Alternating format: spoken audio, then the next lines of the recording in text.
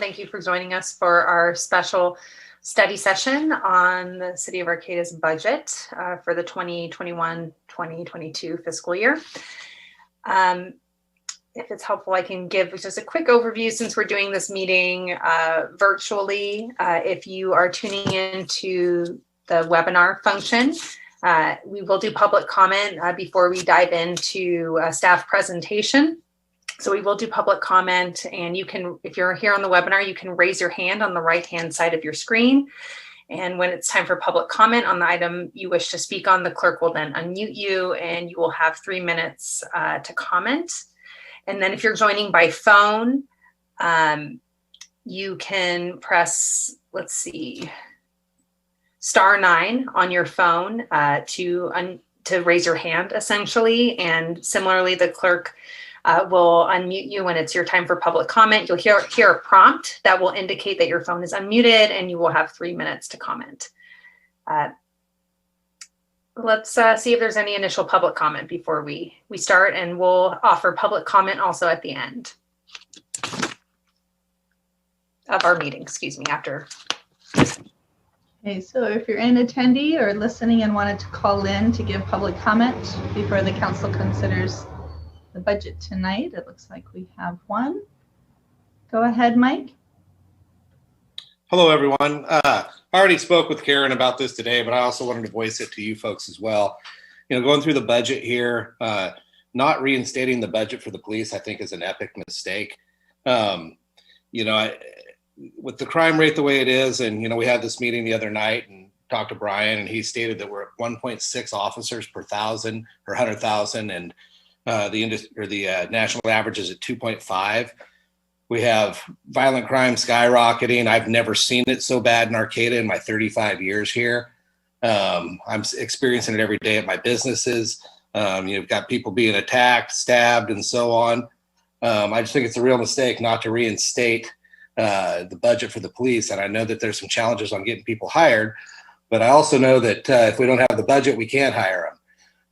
So I just wanted to make that statement. I don't think it's just the police issue. I think, you know, obviously we have to have, you know, some other answers to where the homeless can go, you know, where, you know, the services that they're going to need, mentally, you know, mental services and that type of thing. But I think that that's a very important piece of that puzzle, to have the response from the police and to have that presence. I would just really encourage you to rethink, you know, restating those police officers in the budget for the police. I just think that's such an important part of our, you know, problems that we have going on here. So I just wanted to make that statement publicly and encourage you to rethink that portion. Okay, thank you.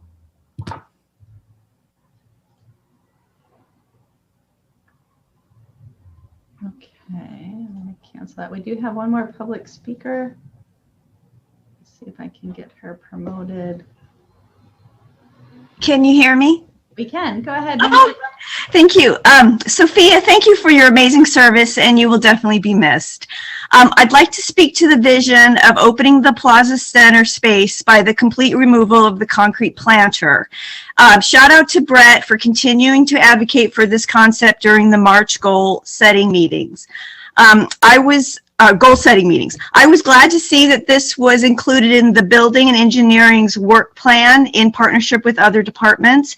I noticed on page 87 under proposed total expenditures, there was a line item for general plaza improvements for $30,000. I recall back in January when this was briefly discussed during potential projects under the community development block grant rounds 2 and 3, and that staff's cost for this removal was estimated between $5,000 and $7,000, and that administrative costs were estimated as low, which was wonderful. So, and to help refresh memories, during the Plaza Improvement Task Force process, the recommendation to remove the planter, quote, rose to the top, as Julie Neander would say, and that the members ranked it 11 out of 48 formalized implementation options.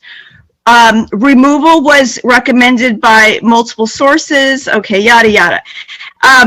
Well, including APD under crime prevention through environmental design, aka SEPTED, community surveys, and even the local architect who was invited by staff to give a presentation on public space design. Today, in my opinion, opening the center would be a wonderful way to nourish and strengthen Arcata's heart space and heartbeat, which has been more noticeably faint during this time of imposed isolation. Thank you for continuing those efforts towards this vision, and thank you for your continued dedication and service to Arcata.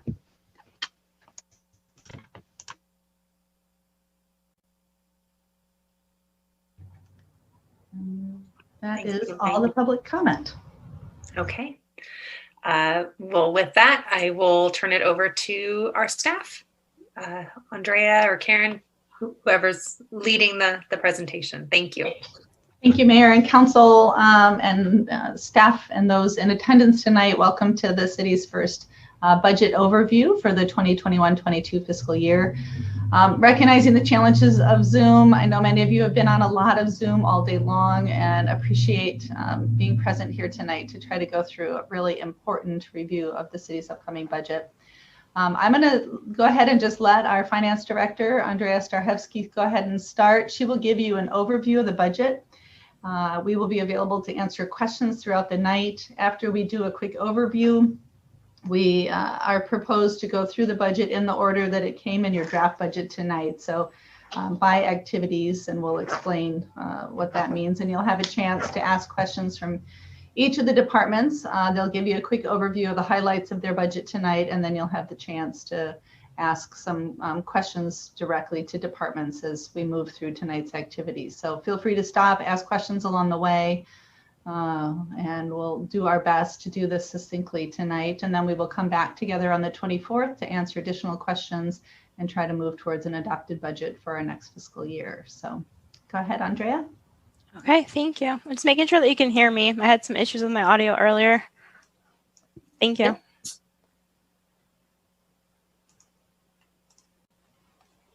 Okay, and then making sure that you can see my PowerPoint screen and not my desktop right now. Yep. Okay, great. Good evening, Mayor and Council. Tonight is the first of our 2 budget study sessions, as our city manager indicated. And we'll do a really high-level overview of our proposed fiscal year 2022 budget.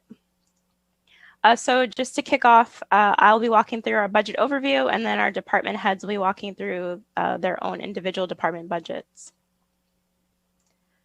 So to start off within our overview, a couple of key items we make sure we adhere to as part of our overall proposed budget process. So we are ensuring that we're balanced, which means that our revenues equal or exceed our expenses to the best of our ability. We are making sure that we're maintaining adequate reserves, and that is in order to protect the city from an unforeseen event, such as an economic downturn or an emergency. We will also utilize probable and conservative estimates as part of our budget projections. And the recognition of our human capital is very important to us here at the city. We recognize that the inherent value of our employees exceeds or far exceeds the monetary costs that we have included in our proposed budget document. And we will continue to preserve our core service delivery as a city, even through economic downturns. So to kick off, some of you are very familiar with our fund structure, but just in case those on the call, a quick, brief, high-level rundown of our fund structure as a city. And we have detailed information within the budget document that was provided, would be printed page 29, or if you chose to print off the packet for the budget meeting, it'll be packet page 26 for fund overview. Just taking a step back to define what a fund is exactly. It's an independent fiscal and accounting entity which is used to record all financial transactions related to the specific purpose for which the fund was created. And as you'll hear throughout this presentation, we heavily focus on our general fund. That's Fund 101. What that definition means is All revenues related to general fund are accounted in general fund revenues. All expenditures related to general fund are accounted in general fund expenditures. High level, I'm going to highlight a couple of our different descriptions and fund types. So within the 100 series, we have our general fund category. And what that reflects is general activities and operations of the city. And typically, these are items that don't really fit in another category or not required to be accounted for in another fund. This particular fund holds our public safety operations, our administration, building, permitting, parks, recreation, etc. Within the 200 series, this accounts for our special revenue funds. That includes our streets, various grant programs, and for the most part, anything that needs to be accounted for or segregated for special reporting purposes. The revenues and expenditures need to be accounted for in a separate fund for the most part because we are reporting to a third party, and that third party is going to want to see the revenues and expenditures that were for restricted use. For example, on streets, we report and ensure that the funding, which is restricted, is only spent on street-related projects. We also have our 600 series of funds, and that includes our enterprise funds. And that would be our water enterprise fund, wastewater, stormwater, solid waste, and transit. And those funds have revenues that are derived mainly from user charges and services or user charges and fees. But for the expenses of the enterprise fund, those are used to support those same services that are provided to our community. Within the 700 series includes our internal service funds, and that will be our central garage fund and our information technology fund. And for both of those, as you can imagine, our central garage maintains our fleet vehicles and our heavy machinery. So many funds are impacted or expenses are shared between central garage and those funds which have fleet vehicles or heavy machinery citywide. But for our information technology fund, those costs are shared pretty much throughout all funds citywide. As you can imagine, pretty much every single fund has some type of information technology need throughout our city. And I also wanted to include a structure of what a general ledger account line is. You'll see this throughout our budget document. And the example herein is an expenditure line example, where we start with the first 3-digit portion of this line is indicative of what our fund number is. In this case, it's 101. Then we get down into our department classifications. In this particular instance, 20 represents our finance department. And then we also get into what we call an activity for the city of Arcata. And the definition of that is basically our very basic budget unit. And that activity code is assigned to expenditures, and it helps aggregate similar or like kind budget expenses. Within that 5,000 series that you see there, that is just what we classify expenses as citywide, and it's uniform throughout. So a regular salaries expense for the finance department will be the exact same 5-digit code as a regular salaries expense for a transit expense line. And within this, you'll see throughout the budget document and the work plan documents, we group similar or like-kind activities as part of the proposed budget document. For this particular example, the finance department isn't the best example to use as it only has one department and one activity. But for instance, we have public safety, which has Department 40, and it has 3 different activities associated with it. You'll see activity 21 for public safety services, you'll see activity 23 for parking related services, and you'll see activity 25 for animal control related services. And that, as public safety as a whole, is grouped within the work plans. And you'll see that throughout the budget document, where similar activities or similar goals and objectives by department are grouped together as part of the overall budget document. Then moving on to the different revenues or proposed revenues in our budget document. The master fee schedule is included on printed page 103 or of the budget documents, or the actual budget study session packet, page 96. And our master fee schedule includes all of our service charges that we have pretty much citywide, and it will include some of our taxes as well, such as our business license tax. On an annual basis, we bring the master fee schedule forward to council for review and approval. And within the proposed budget document, we have a track changes version. There'll be a clean version provided without track changes as part of our budget study session for the 24th. And within, you'll see many of the applicable fees and services have what we call a consumer price index increase applied of 1.23%. And if this happened to be a negative dollar value or negative percentage, we would keep fees consistent with what they were in the previous year. We also have included our water and wastewater service charge increases for the next fiscal year. And as you'll recall, our water service charges and our wastewater service charges were adopted last year. Our 5-year rate schedule was implemented. And for our water service charges, those went into effect on September 1st of 2020. And then our wastewater service charge increase went into effect on January 1st of 2021. And with that 5-year rate increase, those charges are being increased in order to fund infrastructure projects across both our water service and our wastewater service, in particular to fund debt service for our wastewater treatment plant upgrade project.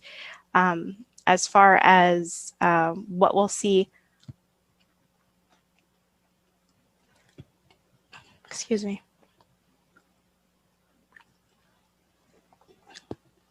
As far as what we'll see in the next year, on the water side, we'll have a 1.5% increase, which is equivalent to about $189,000. We'll have a wastewater service charge increase of 10%, which is about $460,000 for both of those entities. And then as far as our overall revenue increases citywide, I'll talk about some of the major drivers within the graph slides that we have coming up, but just wanted to note 2 of the major areas that we're seeing increases in for our fiscal year 2022 budget include our intergovernmental revenue area, and it basically would include all of our different grant-related revenue sources that come from other governmental agencies. So this could be U.S. Fish and Wildlife, could be our State Water Resources Control Board, could be our housing community development related grants. And then on the tax side, which we'll get into a little bit more detail related to our general fund, our sales tax, we're seeing increases as far as what is included in our fiscal year 2022 budget, our transient occupancy tax, our transactions and use tax, and our UUT. And just to kind of take a step back, our sales tax citywide currently is 8.5%. Our TOT is what we call bed tax. You might hear that used interchangeably, or transient occupancy tax. That's currently 10% citywide. We also have a 2% amount that applies to certain local operators and is remitted to our Humboldt County Tourism Board. For transactions use tax, that is a 0.75% tax enacted through our Measure G. And then for utility users tax, that's about a 3% tax on our current utility bills. So gas, electric, and is charged through water and wastewater as well. So for citywide revenues, one of the major drivers is our intergovernmental revenue. That's increasing by $3.2 million compared to our prior fiscal year 2021 budget. And the major driver for that is that our city has been able to procure many different grant funding sources for projects in the next fiscal year and then actually thereafter as well. And I do want to note on this chart, the green indicates our proposed 2022 budget, but then the orange column is for our 2021 budget adopted as of our mid-year. These charts do not reflect our actuals for fiscal year 2021. However, we do include actual amounts for fiscal year 2020 within. wanted to note as well for citywide revenue changes, our charges for services, we're expecting a small increase of about $395,000 between our 2021 adopted budget and our proposed fiscal year 2022 budget. And then moving on to our general fund revenues, as highlighted, the different tax sources that will propose to have increases included in our fiscal year 2022 budget include our sales tax. We're expecting a 10% increase compared to our 2021 budget of about $229,000. And this is about 15% of our overall general fund revenues.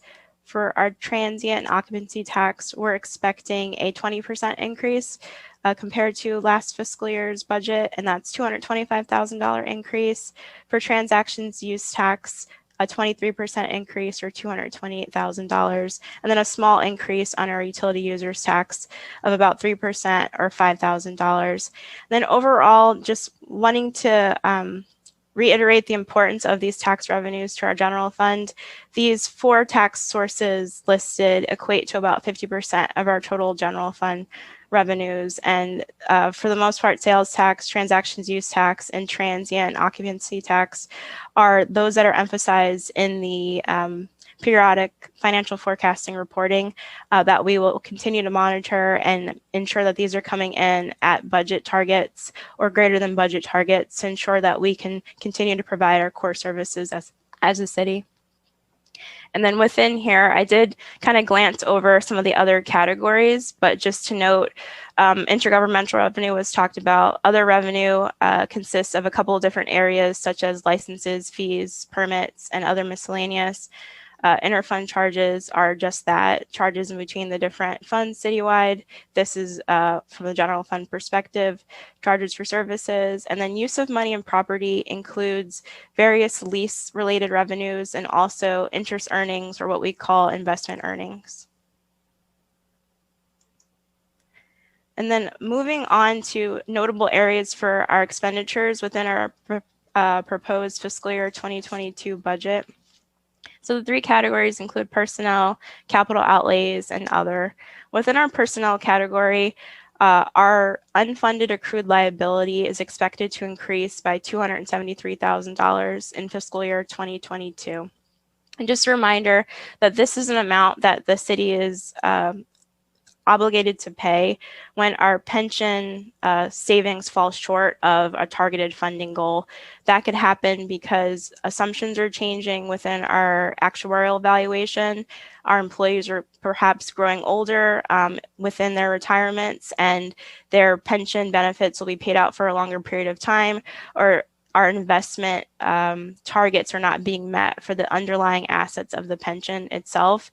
So whenever those types of changes happen, we have the potential to fall short of our savings goal, and then our unfunded accrued liability will increase and additional payment will be due by the city. We're also expecting a workers' compensation insurance increase of $56,000 next year. And minimum wage increase will go into effect as of January 1st of 2020. We're currently at $14 an hour, and this impacts our part-time employees. We're increasing to $15 an hour, and this is expected to cost the city an additional $35,000.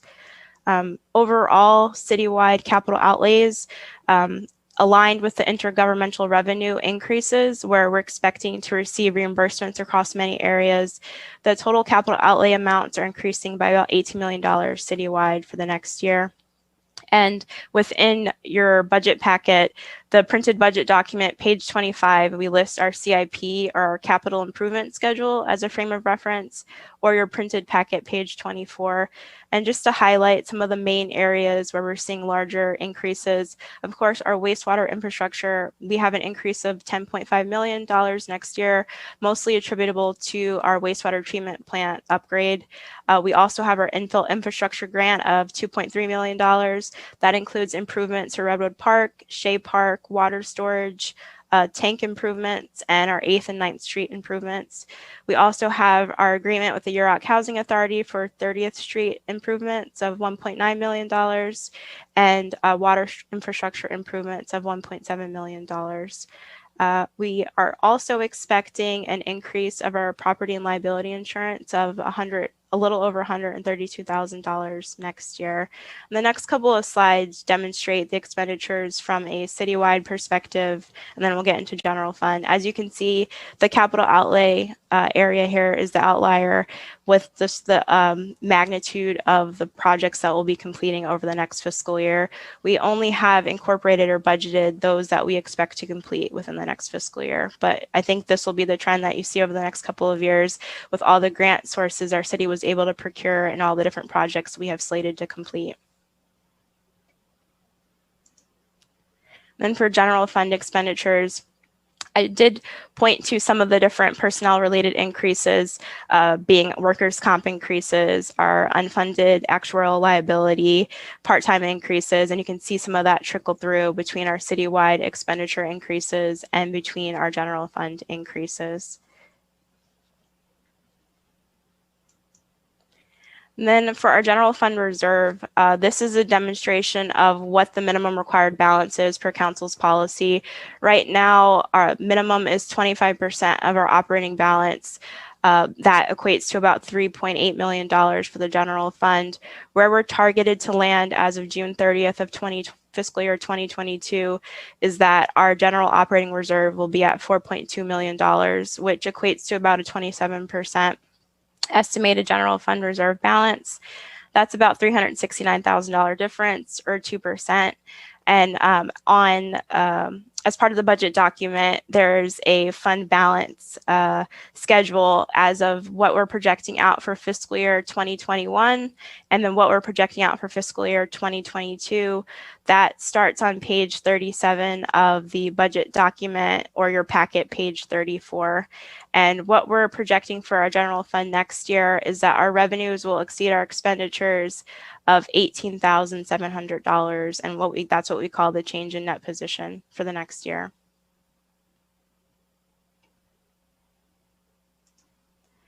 Some overall budget highlights, and these are outlined, I believe, for the most part within the budget memo. That our proposed budget document we have in front of you tonight contains a couple of different items we want to point out. We are maintaining our street paving at a minimum standard to meet state requirements to capture our SB1 funds, and those have averaged over $300,000 each year. We have what is called a maintenance of effort requirement, which means that the spending of our discretionary revenues, which is our general fund, for all intents and purposes of the state of California, for the state of California's requirements, that we have to allocate a minimum of $1.5 million to street-related projects each year in order to maintain our eligibility for SB1 funds. So within the budget this year, we've made sure to include at least $1.5 million being allocated from general fund revenues to support street-related projects. We are also proposing to restore 3 3/4 positions, and that includes a police dispatcher, a police service assistant at 3/4 time of a full-time employee, an engineering technician, a street maintenance worker, and 1 police officer overhire. And then the budget also includes restoring considerable part-time staffing for parks, facilities, and for street maintenance. I know that was a lot of information all at once, citywide and general fund wide. So I'm going to pause there for any questions the team may have. And then the next slide dives into the department overview and what that outlay looks like. Thank you. Are there any questions from the council at this point? Okay.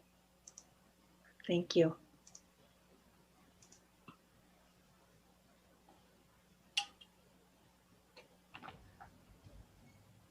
Do you want me to take this part, Andrea? Sure, if you want to kick it off. I don't know what you have after this piece, but starting in your packets on page 59, we thought we would start to move through department by department. We do have Senior Planner Dilo Freitas here tonight. Both Deputy Director Jen Dart and Director David Loya are out of town today.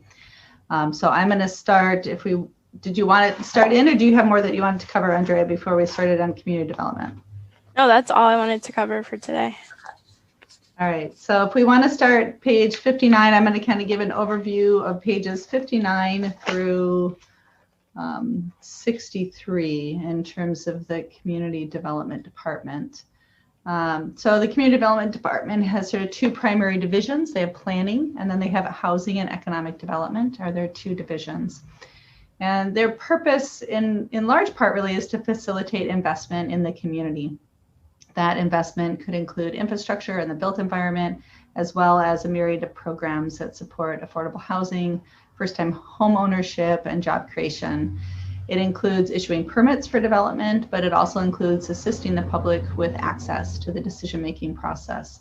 It includes securing a lot of state and federal grants to accomplish these goals, and a long-term commitment to monitoring the loans and then trying to reuse those loan proceeds for additional investment in the community. So in this year, there are several ongoing programs that support that sort of general purpose. In the council's goal setting this year, the council emphasized affordable housing, homelessness services, priorities for the Valley West area, and ongoing work of the Department of Community Development. And this year's proposed budget in community development, I think, really reflects these priorities. For example, some of the initiatives will be to continue the existing efforts around the CDBG grant work that the council authorized that will increase services that Arcata House Partnership can provide to those experiencing homelessness.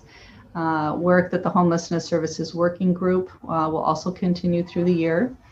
And then they do have some new initiatives, and examples of that will be finalizing and then operationalizing the Strategic Arts Plan. And then we will be implementing the Arcata Mobile Home Park, the permanent housing program. So an additional 5 units at Arcata Mobile Home Park. And those will be used to house formerly houseless individuals. And then we will be bringing back our tenant-based rental assistance program as well at the end of this summer to hopefully allow individuals to get into shelter and into permanent supportive housing, as well as really to try to keep current residents as we're coming out of COVID and we're coming out of restrictions on eviction moratoriums to keep current residents from entering homelessness as we come out of COVID. The major work of the department will be largely grant funded through the Strategic Infill and Redevelopment Program. This, as the council is aware, is a real long-range planning effort to shape our general plan and really identify where are our key infill opportunity zones, like the Arcata Gateway area, and how do we densify, bring housing and mixed use to some of these predominantly single-use areas in the community. So I will stop there. This department has also identified to start to look for funding streams for the community center project in the Valley West area. That is a type of project that could potentially receive funding through some traditional funding streams that community development is sort of an expert in starting to work on. So that is also within their staffing work plan for the year. But were there any specific questions about their activities on page kind of 59, 60, 61, or 62?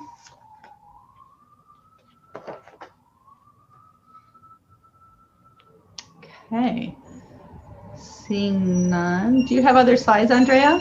Or do we want to pull from SlideShare? I'm going to unshare. Okay. All right, so we will move into law enforcement, public safety, and emergency services. And we have both the chief and our police services business manager, Eileen Verbeck. And before I go any further, I just have to do a quick shout out to Eileen this year. She not only has continued to assist with the police budget, but in our environmental services transition, has put together a substantial portion of the budget. So you might see her have to pop in to help with other budget questions around even water, wastewater, parks, all things ES is here too. But her primary expertise is around the police budget as well. So Chief, did you want to start? Yes, ma'am. Good evening, Mayor Pereira and City Council members. I'm going to take a little bit of a different tack than the city manager did with community development, understanding that, you know, as a police department, we're just not built in a more complicated way than community development is. Pretty simple. We're primarily general tax funded. There's some Measure G funds as well, Measure Z funds. But you know, we're primarily general fund driven. And before you is the proposed APD budget for fiscal year 2021 and 2022. The budget's pretty cut and dry. Core services continuing to be delivered, and real careful thought into what other priorities could be partially or fully funded now, and which ones could be factored into a longer-term plan of implementation. With me, as the city manager said, is APD's police business manager, Eileen Verbeck. Eileen is our budget expert, and for that reason, I will defer to Eileen on questions and discussion regarding specific line items, funding sources, and how monies are calculated, earmarked, and spent. I, on the other hand, will talk more about philosophy and policing strategies should you have specific questions about why certain monies are being spent in specific areas and what the thought process is behind that strategy. We are sensitive to your time and will be brief in our comments, understanding you have an entire city to plan for, and that our budget is really a continuation of previous year's budgets with no major deviations, shifts, or philosophical changes. Public safety costs money, and to that end, everything we do within this organization comes with a price tag.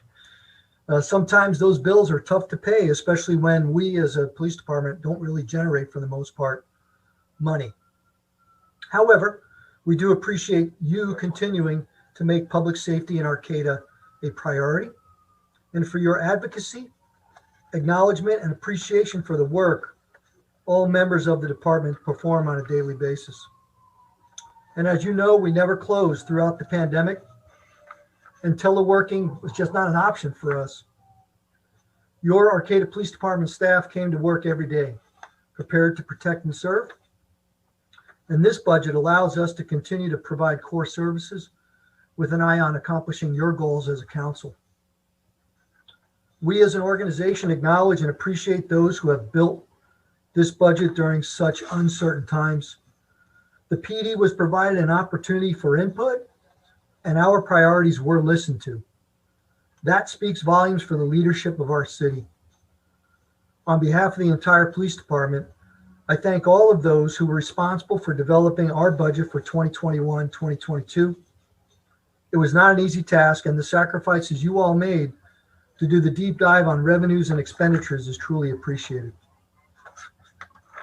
Understanding that, quote, this year continues to see significant service reductions to maintain a balanced budget, unquote, or close quote, APD supports the very difficult decisions you have to make to streamline services with an appreciation for continuing to maintain training and employee safety as priorities through the funding of de-escalation training, a radio infrastructure replacement schedule, and a replacement parking vehicle to help modernize our aging fleet. Training is paramount as the scrutiny of the policing profession continues to intensify. With no replacement patrol vehicles for 2 consecutive years now, I also look forward to finding ways to fund this item during next year's budget. That said, this budget, while lean, is meaningful and allows us to continue to get the job done. I already checked with Eileen ahead of time, and Eileen gave me permission to go ahead and transition right over to you, thanking you again for your support and opening this up for discussion and any questions you may have. Thank you. Great. Thank you, Chief. And thank you, Eileen, for all you did for this budget and the others. Let's see. Are there any questions from the council or any discussion?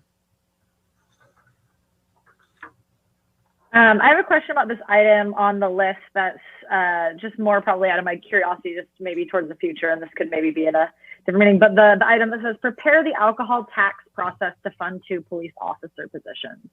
So what is that going to look like, kind of, just for my own curiosity? Yeah, we want to look at building a process here within the city where we can conduct inspections of ABC licensed establishments and have that process fund additional officers that can then be deployed into those areas where there's a potential for crime to occur or quality of life impacts to occur just because of, you know, the service of alcohol and the crowds that come in and the management of those crowds that is required. So it was a sort of a creative and ingenious opportunity as a city for us to continue to figure out, you know, how can we develop additional funding streams with a purposeful intent to continue to provide a safe environment for people here in Arcata. And while this is very specific to the ABC business climate, having officers present in areas where we do have ABC licenses is a force multiplier for our patrol staff that's already in the field, but may be tied up on other assignments and may not be able to dedicate as much of their time to doing saturation patrol and safety checks and compliance checks to ensure that, you know, businesses are operating in a safe way with the safety of their patrons at heart. So we still have some work to do in terms of you know, putting together that plan, and for this coming fiscal year, it would be helpful also to sort of gain an understanding from the council as to, you know, if that's something you know, you would like to move forward with or adjust or perhaps, you know, consider for another time. But it is something that we haven't taken off the list. But to be quite honest with you, ma'am, I haven't done a whole lot of work toward building that process yet. Wonderful. Thank you. I was just curious about, yeah, what, if that was for ABC or if it was going to be a tax within the city on alcohol, something like that. So thank you. And I'll just add, in part, that came out of a revenue study session that the prior council had, and was specifically to try to figure out how to generate revenue to bring additional patrol and resources to the plaza in the downtown area and around our alcohol establishments. So. Any other questions? Councilmember Atkins Salazar, go ahead.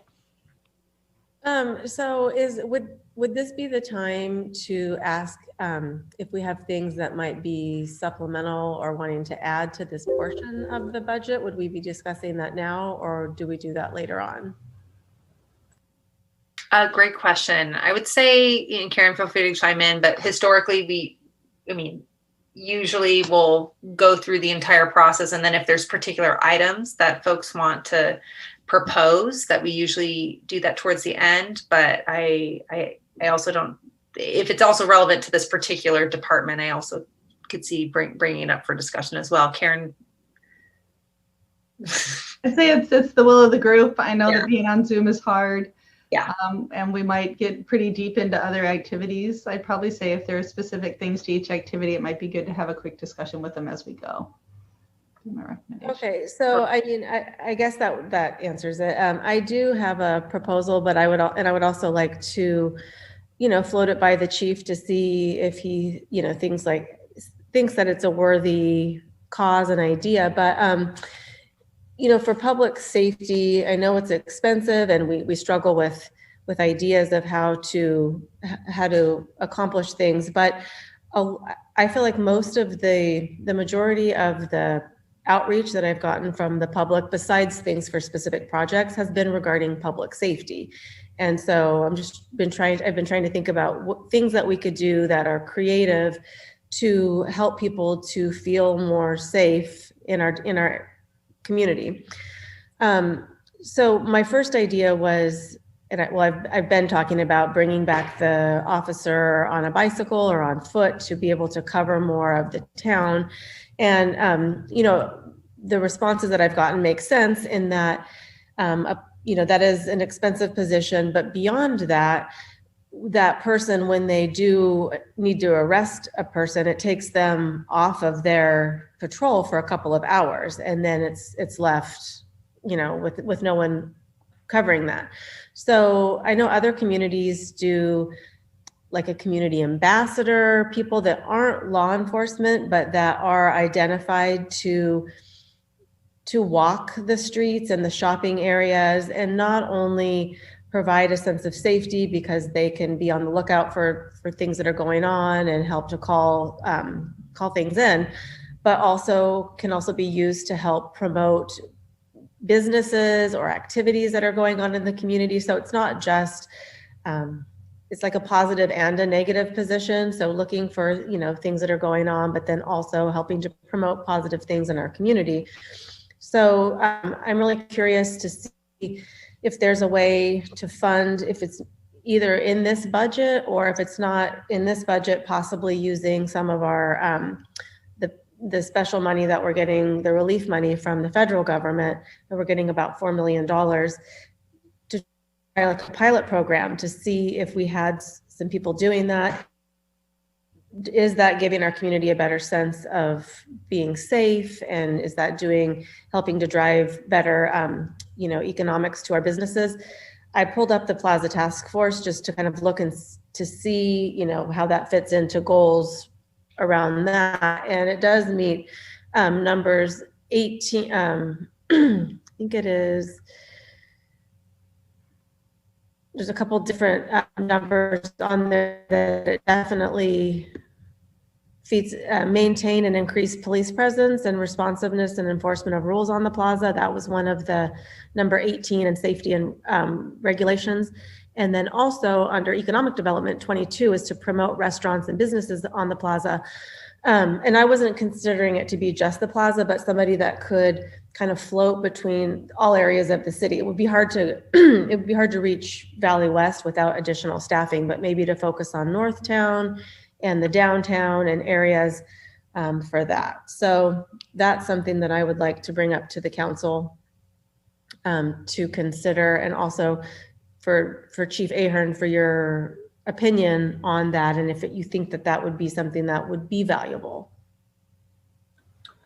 It would be valuable. I think it's a really good idea. It has been utilized in cities throughout the country. I will caution the council though that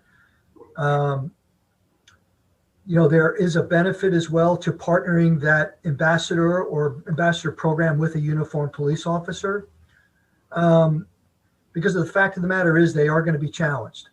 They are going to be intimidated.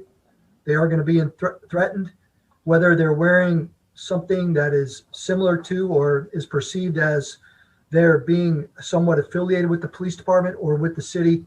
They're going to be looked at as an authority figure. And for that reason, and for some of the criminal activities that people are involved in downtown, Northtown, and in Valley West, they're going to challenge those folks because they challenge police officers every day. And with the lack of accountability right now that we're seeing throughout the state, they're going to be challenged even more. So I think there's a tremendous value in the ambassador side of that equation. I'm somewhat fearful of their personal safety and what kinds of tools and training we're going to provide them, because there are always liability issues as well for the city, depending upon how much of an agent of the city they are. But I think the fundamental premise is really sound. I think it's going to require a little bit of work to sort of build a model that works for Arcata. But I also understand the value of having a uniformed officer in these areas that are really being impacted primarily by quality of life issues.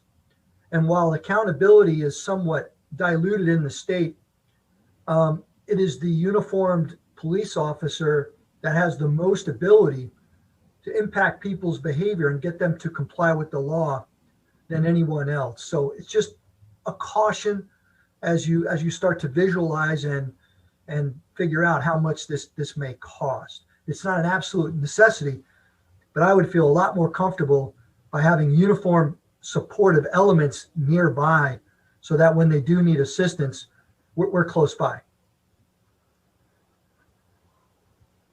And then could you also speak to the difficulties that we have had just in being able to hire new officers in a timely fashion? When I was talking to City Manager Deemer about trying to bring back more positions and possibly, beef up that part of our budget. She was explaining to me that it's also it takes a long time to get somebody on board. So even if we were to put those additional people into our budget, we realistically probably wouldn't be able to even get them hired in this time period. Could you just help me out with that a little bit? Yes, ma'am. Yeah, it is a lengthy process to hire someone. I mean, we have to be very diligent and thorough during the multi-phase vetting process for obvious reasons. That usually takes, several months. And then you have academies that begin really only twice a year here in Humboldt County at College of the Redwoods. So what in a perfect world, you want to finish the hiring process fairly close to the start of an academy. Otherwise, you may end up losing that person to another department in another part of the state, or they have to sit idly while we have to wait for another academy to start. And then we have a very intensive 4-month field training program. So you're looking at a year plus from the point of first receiving the application to having them ready to go to be an independently functioning officer, provided that they pass the academy and they're not rephased at any juncture during field training. But there's a lot of value in that process. We want to hire the best, and we want to provide them the absolute best training, because this is a long-term investment. We look at this as a 15-month proposition for a 30-year commitment to the city. And the better we prepare them up front and build that foundation, less likely there's going to be cracks and crevices in that foundation, throughout their career, and they can make Arcata their home. So, but it is a very competitive environment right now. All of the local agencies have vacancies on the sworn and in dispatch. And we're all competing for a small pool of candidates here in the region. And we would like to, extend out to other areas of California to do some recruiting. But, we are hampered to a certain degree by a lack of funding, in order to do that. So we are working with Kati Gallardo, our communication specialist, to put together a recruitment flyer, something that we can publish in some of the trade publications throughout the state of California and really promote Arcata and why people who are considering a law enforcement career should consider the city of Arcata, as their home. So we feel like we can compete with agencies that are of similar size, but clearly if somebody wants to go to a major metropolitan area or work both in the institution as a correctional deputy and then ultimately a patrol deputy, we're just not going to be able to be competitive with them. And I just had one question. Do we always hire, somebody, do we hire and then send to the academy? We don't get like experienced officers that want to transfer the process a lot? We've hired both. There's so they're lateral transfers, those who are interested in coming to Arcata from another agency. They're already sworn officers, or perhaps they're dispatchers or parking officers, police service officers in other jurisdictions, and they're relocating here. Certainly, we're interested in listening to their story, but I really want to know why they want to come to Arcata and why are they leaving where they're currently at. By hiring people up front with no experience, yes, we do take on the cost of paying their salary and benefits during their 6-month academy training, but we also get to train in the Arcata way, the Humboldt County way, and there is some value there. But we just need good people. We're constantly diversifying our workforce. And so if someone wants to relocate to Arcata and brings, a certain energy and skills that perhaps are unique to where they're coming from, or they bring life experience that could really help elevate our organization, I want to hear from them. All right, thank you very much. Councilmember Schaefer? Yeah, I just really wanted to, I don't know, thank the chief for everything that he just said, because I think it's really, really important to understand that we need well-trained police officers, and, you know, not to get into a whole big conversation about, you know, everything, but I really appreciate everything that you just said, because it just, I don't know, shows that that's a priority to this department, and that, you know, we are reinstating some positions within this department, and hopefully over time, as more funds are coming in the city, we can reinstate more either officers or more creative ways. I would like to see even more support of the MIST program and more support of clinicians in our community as well. I think that at this point is more important even than, you know, reinstating some of these regular officer positions. And I want to thank the chief, I think, just for the really clear way that you explained the importance of well-trained officers and how important it is to hire somebody that does mesh with our community and that is, you know, trained and understanding, you know, what Arcata is like, and that we're not just, you know, hiring anybody because we need officers, you know. So I appreciate that, and thank you. Any other questions or comments? I was just going to ask if Eileen could share a little bit about just the kind of the prioritized need for bringing back the police service assistant, just so you understand sort of the workload around the PD. Yeah, so we're unique. Our police service assistant is a very multifaceted position. It is our frontline contact with the public. So they man the counter. They also offer live scan services to the community, which keeps them very busy. And then they are call takers as well. And lastly, they also do our records function. So all records requests, they assist with that. So with all of that daily interaction, when someone's live scanning, it takes them away from the phone, from the counter. And so to go down to only one full-time person, currently we're having to put people on hold for extended periods of time, and we're just not able to offer that same level of service. Unlike other departments, we do get people who are hesitant to call 911 for emergencies. And so we do get people calling our business line for like a suicidal subject. And so it's really not an option for us to put those people on hold.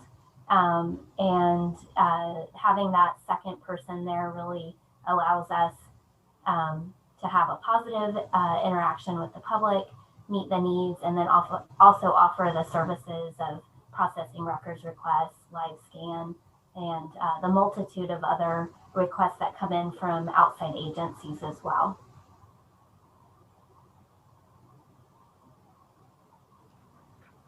Okay, any other questions on policing, police services, parking?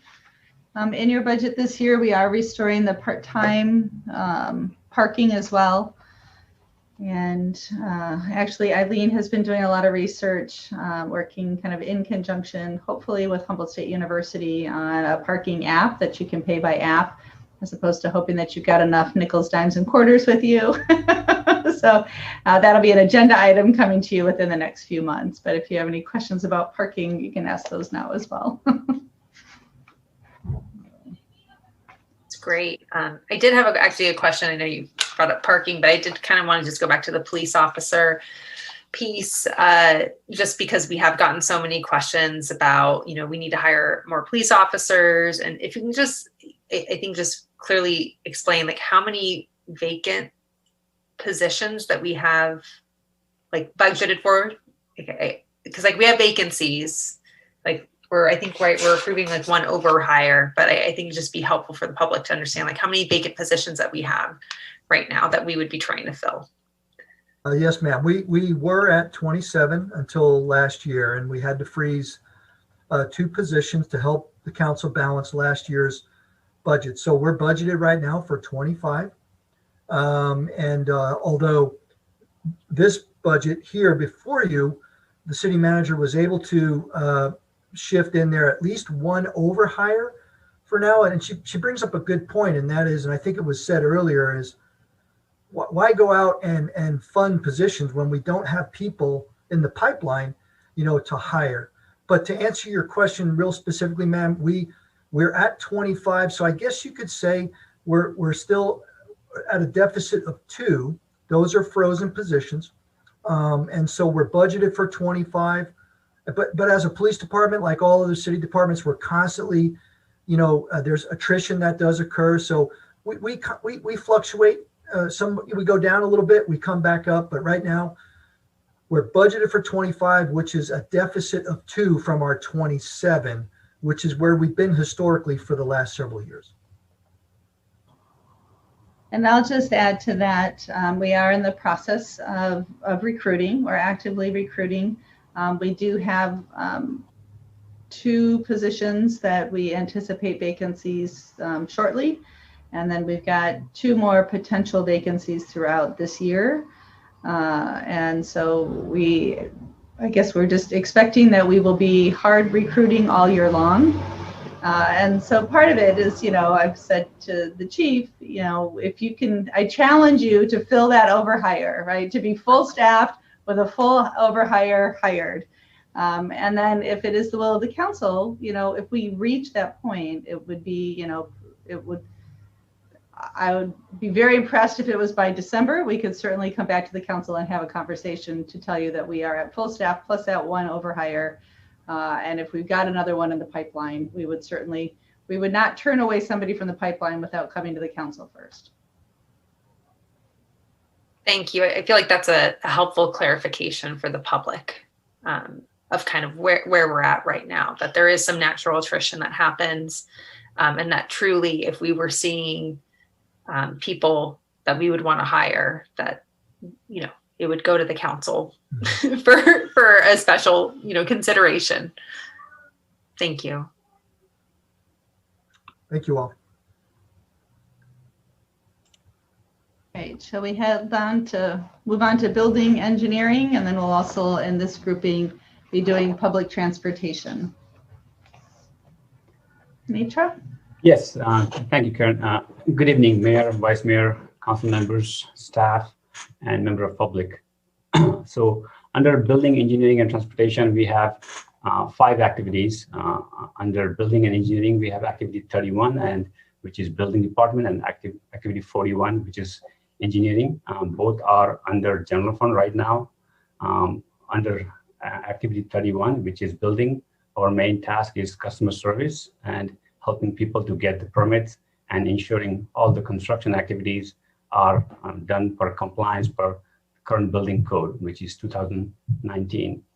Even with COVID, last year, we were able to issue approximately 450 permits, which is normal, which is, I would say, even before COVID, we used to issue 500 permits. So we issued similar amount of permits even with COVID. And we are seeing this same pattern for next year. So we are anticipating we will be generating same amount of revenue for the building department.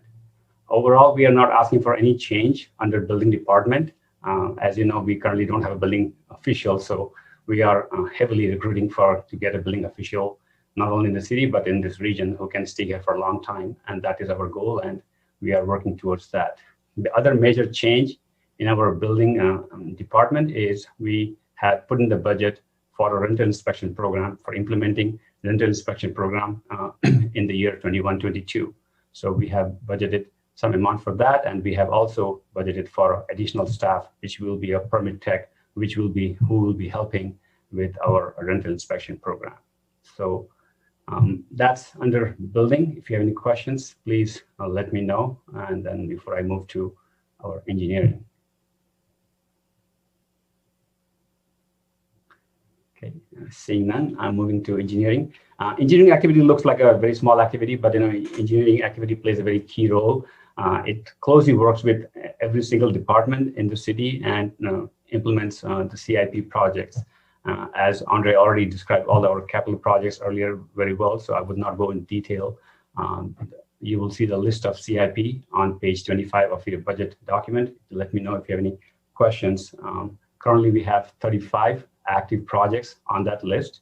Out of that projects, most of the projects are in the planning stage, and then others are in design, and only few are almost in the construction phase. And starting this summer, we will be in most of the project will be in the construction phase.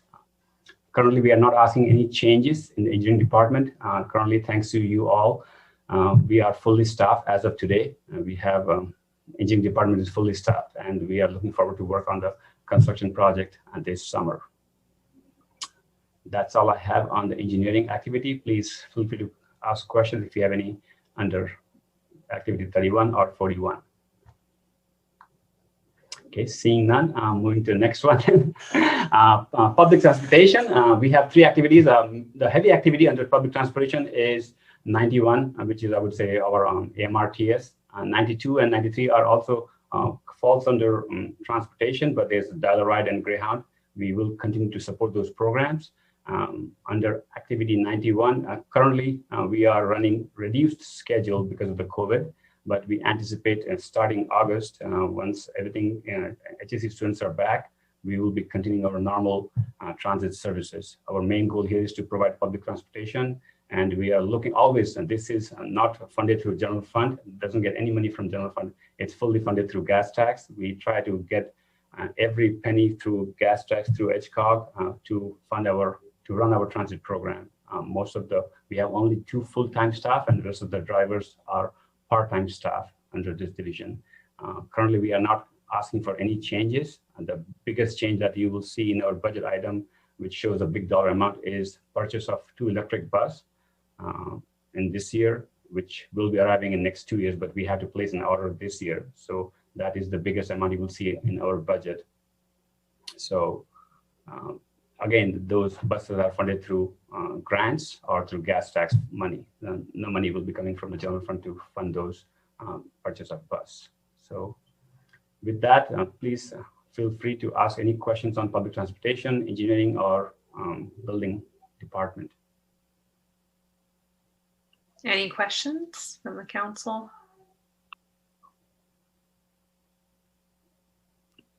Okay, seeing that, thank you.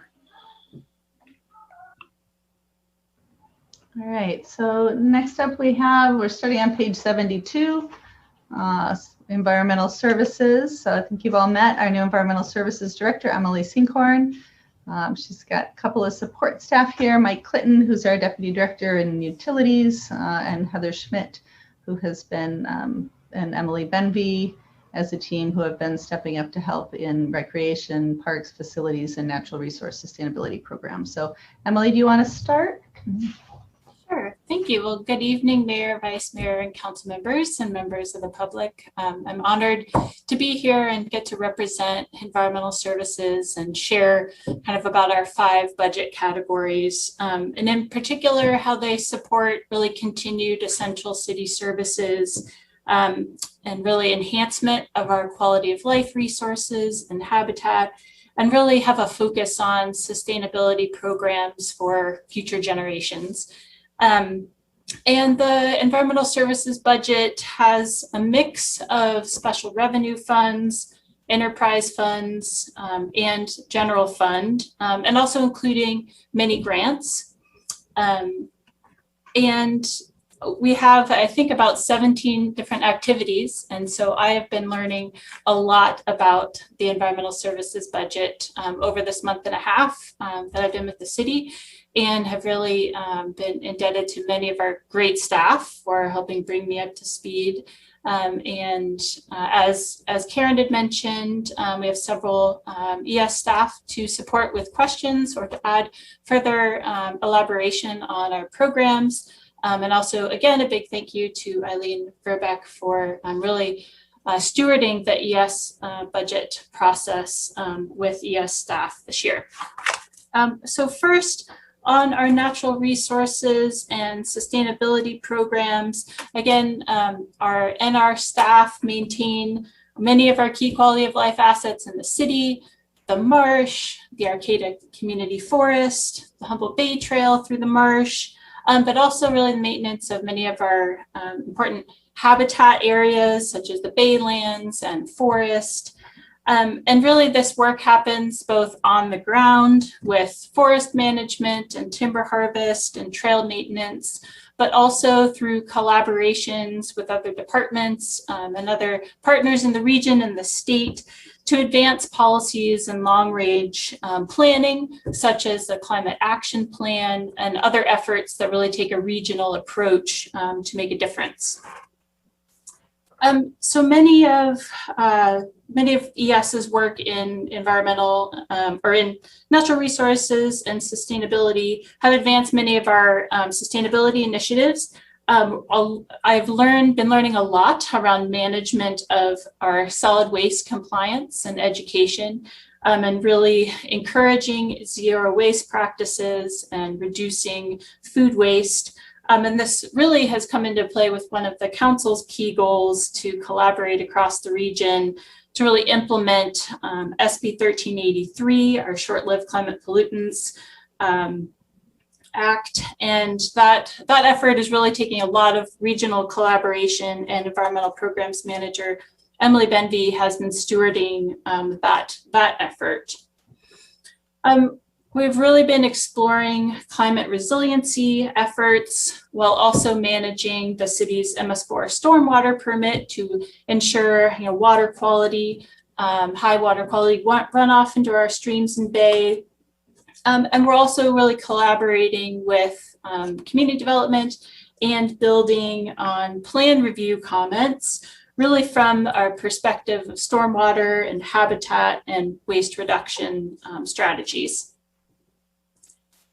And so other kind of key goals for NR and sustainability are advancing the Arcata all-electric initiative to phase out natural gas in new construction, also completing the Arcata Ridge Trail and Fickle Hill crossing this year, and in particular with Measure A coming online this year, that being a key first priority.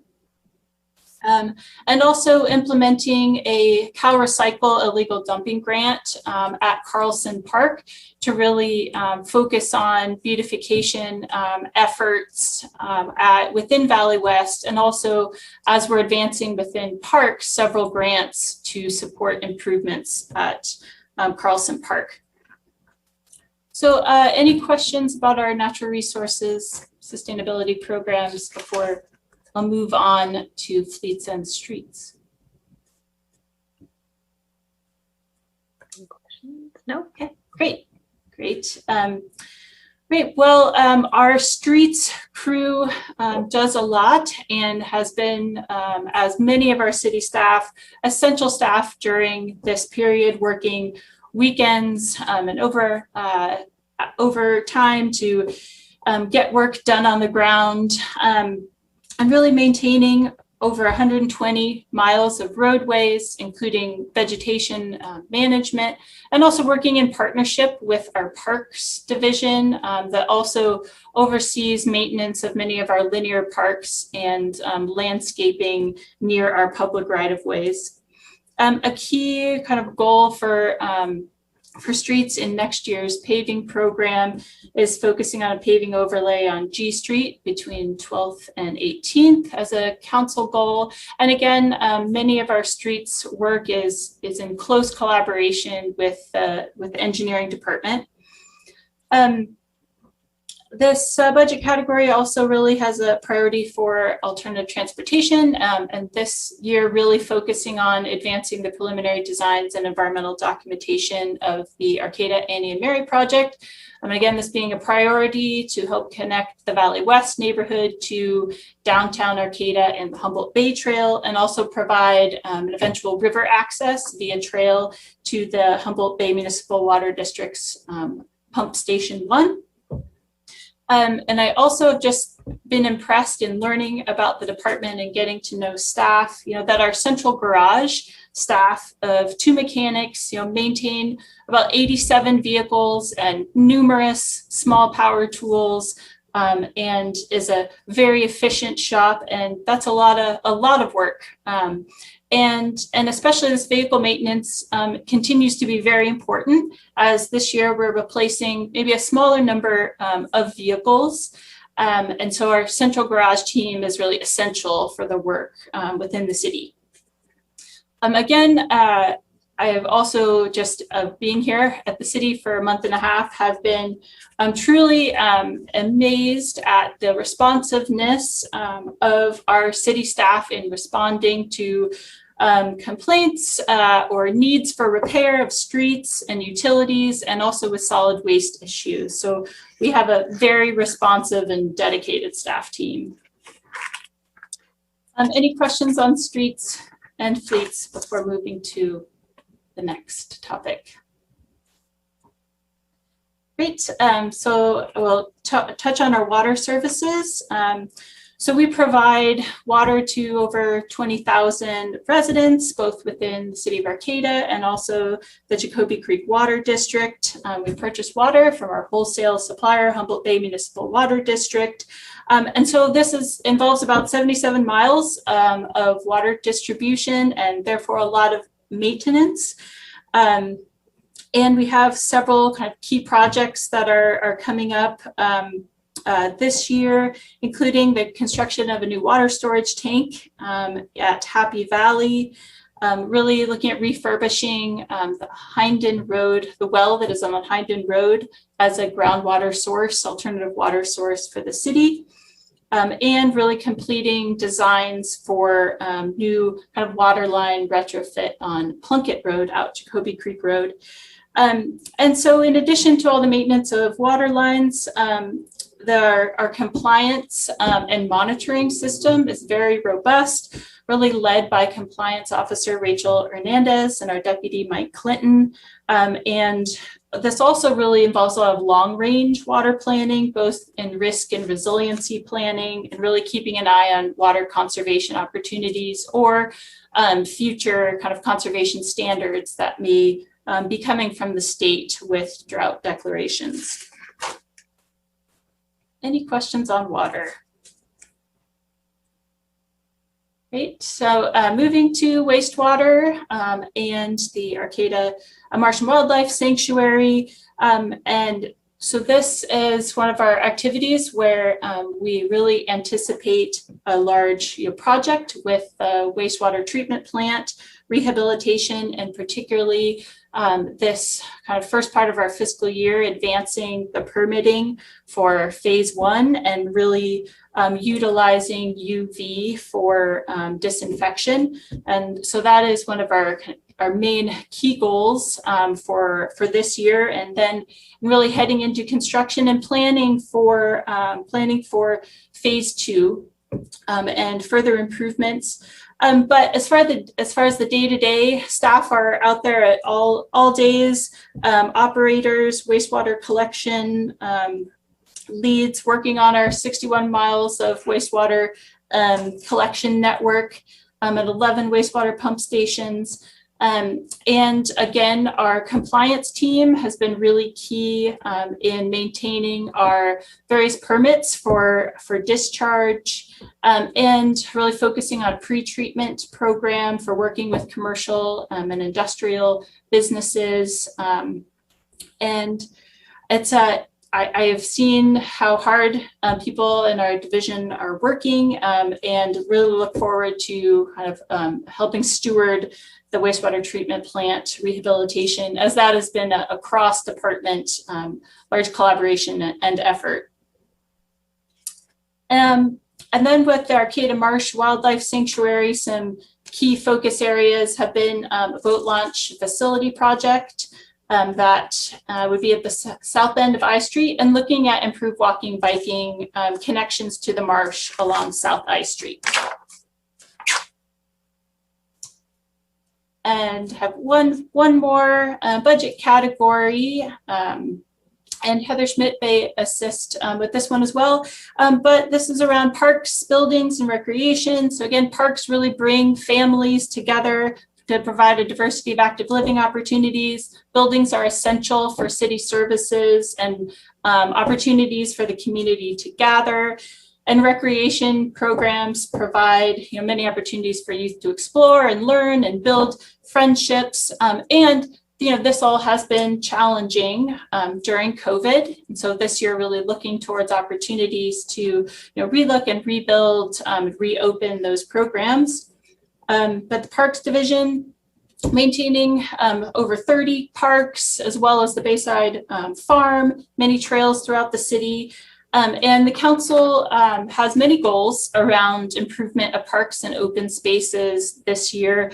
And so the parks team is really focused on grant seeking for improvements at Carlson Park, collaborating with community partners on beautification and an Adopt a Park effort, as well as implementing the Plaza Improvement Task Force recommendation of the Plaza Center planter removal and improvements at Shea Park and Redwood Park, and many others.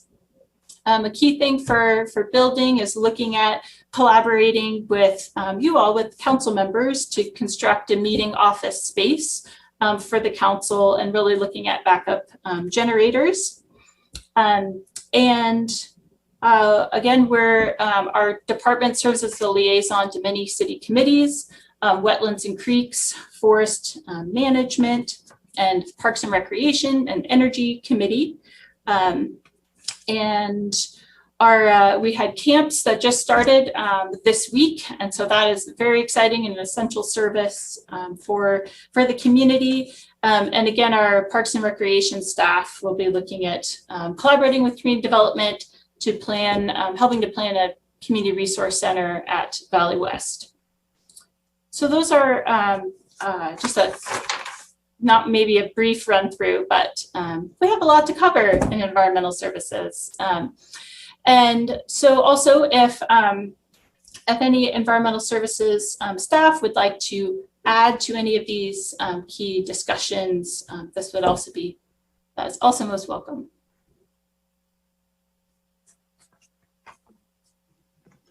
I'd like to, unless there's any objections, I think it would be appropriate to take maybe about half of that money, maybe $15,000 of the money to remove the center of the planter in the center of the plaza and reappropriate that to the Valley West area. This is kind of general money to spend on Valley West improvements. I love that idea. I think that's great. Yeah, I agree as well. Yeah, that center plaza or center planter removal has been an estimate, and so this was a number kind of in the middle of a couple estimates, and you know, both the community and council and our department would love to have further resources to support Valley West. Thank you. Great idea. Thanks, Vice Mayor Watson. Any other comments or questions? Okay. Well, thank you. Okay, so we next are going to technology, IT, and Dylan is here just to give you a quick update about what is planned in the proposed budget around those activities. So let's see, if you're following along in your packets, we are on page 86. All right, can you hear me okay? Yep. Great. Good evening, Mayor and council members. As Karen mentioned, and so did Andrea earlier on, IT somewhat touches every part of every division and department throughout the city in one way or another, providing internet, computers, phones, cell phones, sometimes even a little bit of radio work, and our wireless infrastructure. We also support the back-end software infrastructure and network of the city. And it is a larger beast. In the last few years, we've tried to work towards consolidating as much of it into a virtual environment as we can, and making sure that we're staying up to date as well as we can financially for our size as well, to protect and mitigate against the ever-growing cybersecurity issues that are plaguing cities and businesses more and more across the U.S. Our budget in general is designed to support the infrastructure and continue to upgrade and maintain a lot of the existing workstations and server and network capacity throughout the city. This year, the big differences are that we are about a year and a half, almost 2 years past when our last major infrastructure upgrade was planned. Due to budget constraints, we decided to hold off and continue to maintain older equipment as long as we could. But this year is planned implementation of that upgrade. That upgrade is, roughly $130,000 over the course of 5 years. We're going to finance to break that down into a little more affordable over the next 5 years, while all that hardware is warranted by the manufacturer, and try to, like I said, save as much money as we can annually to assist. The other big expense that's coming onto us is that we're having to move away from the traditional licensing base for Microsoft Office, which has generally been like every 5 or 6 years spending $30,000 on new software, and being kind of pushed by Microsoft into the Office 365 model, which is a per user fee per month, which is going to equate to roughly $15,000 annually moving forward. There are some added benefits that save us some money in other places, but it will be a net cost to us overall.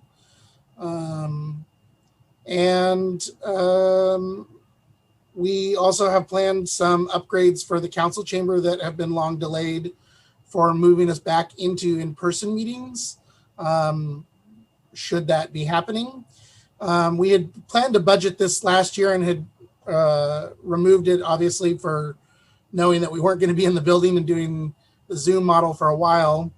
I've also put together some additional funding options that I've presented to Karen for the hybrid potential of meetings moving forward, to continue to offer capabilities for offsite people to communicate and interact with the council once there is some form of in-building meetings again. That would be an additional expense of roughly $10,000 one time to kind of build out the hardware. And that's kind of like a full plan. There's some scaling back we can do in there, depending on what the council's real desire in the hybrid environment would be. And there's still more discussions to have regarding that, but that is what we've come up with so far. I think that's pretty much it from me, unless Karen had some other items that she wanted me to highlight. No, are there any questions around IT? See, Stacy. Yeah, Dylan, I just wanted to say that in the meetings that I've been in with other municipalities from around the state, it does appear to be that the growing trend is for hybrid meetings. And so I really feel like that's a necessary thing that we need to move forward with. And so I'm just wondering, if I think you said that it would be an extra 10,000 to what is in the budget. So, is that something that we need to try to carve out to make happen, or is there money in there to do that? The money has not already been appropriated, but Karen and Andrea, I'm guessing, would answer as to where that would come from. We certainly can look for it. It would be a very nice match, and in the budget memo, and we didn't go into detail tonight, we will be receiving, $4.4 million in stimulus funds. One of the really call out categories around that is technology and transparency for local government. So I think while I think we do need to set aside some time to have a much deeper conversation around the bulk of the dollars from that stimulus fund, I think there are a few small areas that the council might want to try to address, at least to have us prep in this budget. And if that is the will of the council, I think this would be one of them. At a pretty low expenditure cost in that particular pot of money, to commit to trying to get that online sooner than later. We could move forward with that.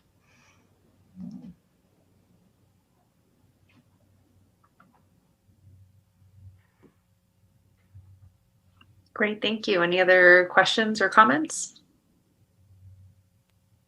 I don't know if you were looking for the will of the council on that, but I definitely agree. And that's been something that we've, I've talked about with you as well, Karen, just that, a lot of people want to go back to in-person meetings because technology has been restricting, but then also there are people that don't want to go back to those in-person meetings as well due to, safety concerns or anything like that.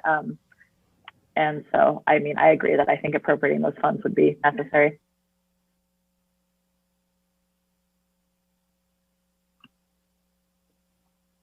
Karen, can I go ahead and speak a little? I also just for the IT division, we just wanted to help everyone to understand too that there was a request this year, and there has been a request for a couple of years for a full-time IT tech position. We understand with the budget situation that was not going to be able to be funded again this year. I think we are looking at potentially if you're able to support a part-time position, but just in light of some of the stuff that Dylan was just overseeing, just a reminder that we basically in the IT division, we have one person that is responsible for all aspects of the oversight, management, and technical duties of running our information systems.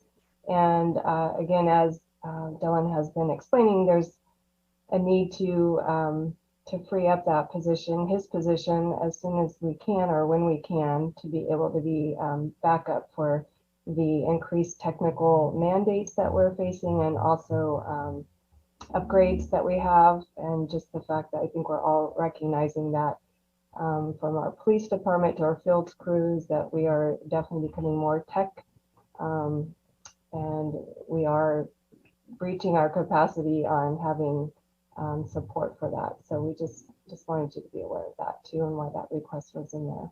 Thank you.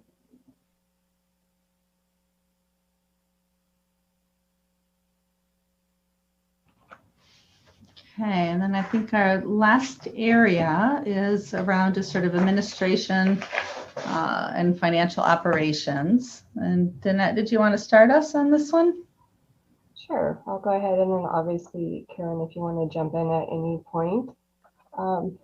Similarly to the chief mentioned that the police department is very general funded. I believe our department is probably second in line for being the most dependent on the general fund. We are what most people would probably refer to as more of an internal service function in a lot of regards, as far as the services that we provide for the council and the city. And so I'll just go ahead and go over, we do have a variety of activities under the city manager's office as well. So I'll just highlight the first couple we'll go ahead and group together, which is city council and city manager. And so as I think we're probably all aware, a big part of the city manager's functions is to support city council in carrying out the goals and then running the day-to-day operations of the city. And so I think a few things that we highlighted in the budget for you that are going to be some of the identified goals initially that council had again identified for this division would be, and I think, I guess to bring them up too, is there may be some considerations on that as far as some of the recommendations on the budget changes for these activities. Some of those main priorities that would fall under city manager are going to be identifying an ongoing funding stream and prepare a ballot initiative for voters to consider in 2022. So for example, a sales tax, parcel tax, that kind of thing. Establishing a working group of mental health social services professionals to serve as a collaborative space to grow these services in Arcata, and work with the county to pre-approve outdoor events and assist businesses with reopening guidelines. Maintain the Economic Recovery Collaborative with Main Street, Arcata Chamber, and Humboldt State University. Promoting business and tourism through various aspects, including Arcata, Visit Arcata. Partnering with HSU for our Equity Arcata Collaborative. And so Again, as you may have noticed in your budget, a few things that are potentially being looked at to help to balance that budget is some reductions in the plaza improvement, as well as potentials in a couple of the service contracts with Main Street and Chamber. Yeah, another division that we have in City Manager's office is our City Clerk division.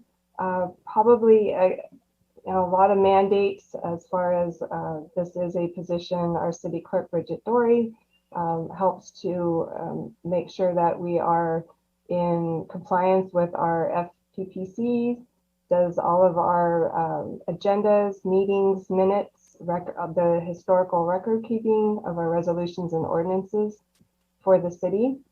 And there wasn't too many changes proposed here for this year. What we might need to consider potentially is depending on what the pleasure of the council ends up being in the with the vacancy of a council member position, is whether or not if there is going to be a special election that is not considered in this budget.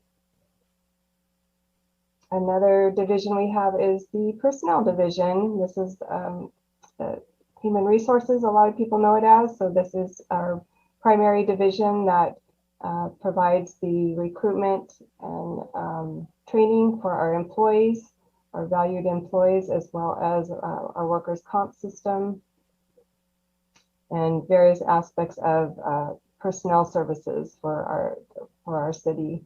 Not having too many changes in this regard either. Probably the biggest highlights here would be that, like with so many areas, we are having,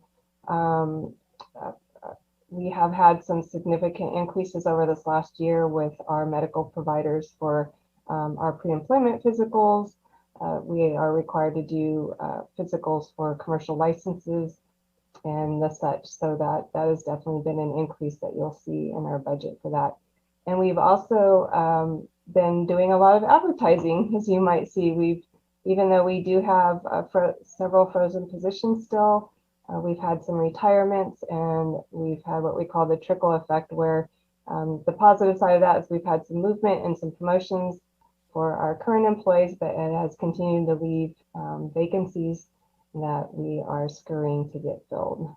So, and then lastly, we have insurance, and this would be not necessarily the health insurance for the city that a lot of people think about when we say insurance, but this is our property insurance, our general liability insurance for the city overall. And you are going to notice that we did have a fairly good increase of over $100,000 in that this year, and climbing. Unfortunately, you've probably heard it out there. We are, with our merger to CIRA, you'll recall that we're moving pools from REMA to CIRA.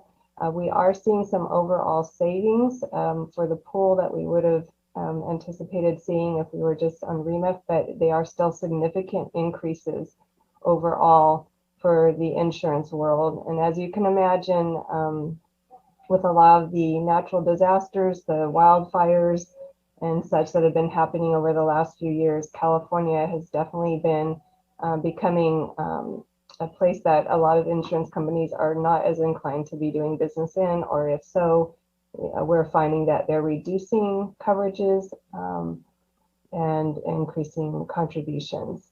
So we are seeing a significant increase in that. Excuse me. And you'll probably hear the terminology hard market for the insurance, which is what they're saying they have not seen since the 1980s. And we're definitely experiencing it now. And a lot of carriers even dropping coverage or not choosing not to cover California entities. So those are some of the challenges that we are working with our insurance pool as we go into this next year. Any questions? Thank you.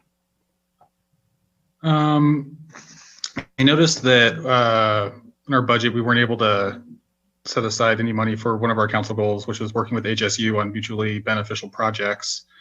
And so I'd like to throw out there taking maybe about 10,000 from the chamber allotment, which would still leave the chamber with $8,470, which is $3,470 more than we gave them last year, and setting aside that money to have it available to work with HSU on things like lighting on LK Wood, the footbridge the students use, things like that.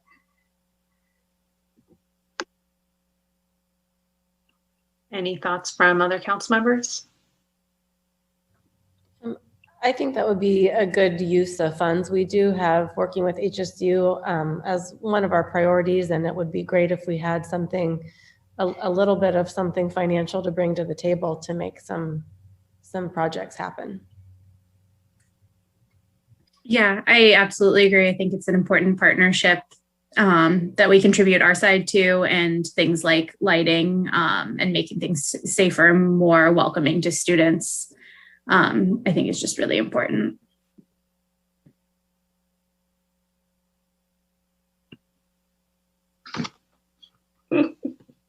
Thumbs up. Thumbs up. Great. Thanks, Vice Mayor Watson. Okay, anything else for this item? Okay. So the other pieces we'll just go through, and I don't think we need to go through them in detail, but if you have questions. So starting on page 99 is a resolution that you would be, will hopefully be adopting on the 24th. This is what we call our master fee schedule for the year.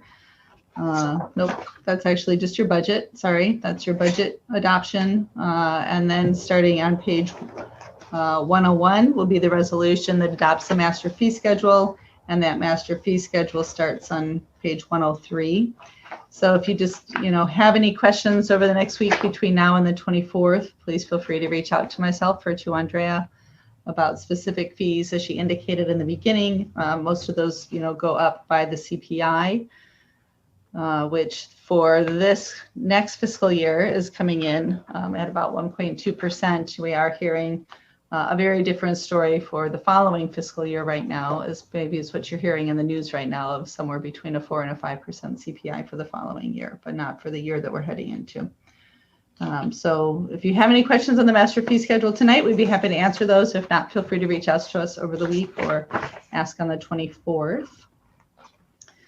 And we know it's a dense budget and there's a lot going on. So we just wanted to kind of hit the highlights tonight, and then let everybody kind of think about it for the week. If there is interest in the Safety Ambassador Program, I can work with Councilmember Atkins Salazar on coming up with kind of a funding option of what that would look like to bring back on the 24th. And then I've got the other three ideas around, moving some of the planter money to Valley West, looking at the cost for hybrid meetings, and then money from the chamber line item to the HSU kind of collaborative group. So other questions or comments? Or I guess, Mayor, did you talk about wanting to do another round of public comment? Yeah, if it's all right for right now, let's see if there's any other public comment. Checking to see if any member of the public would like to comment. Seeing none, Mayor. Okay, thank you. Well, are there any final thoughts or comments from the council?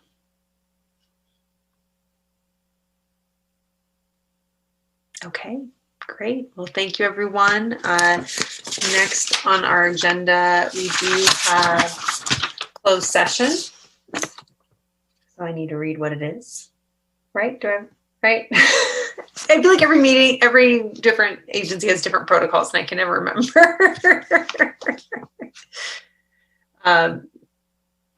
Just the first line, our closed session is conference with labor negotiators. Okay, great. Sorry, but they usually may read the whole things, and so yeah. Great. So we will move into closed session. If it's all right, should we we'll give folks a few minutes to transfer onto that, but yeah. See you all soon. Okay. Thanks, everyone.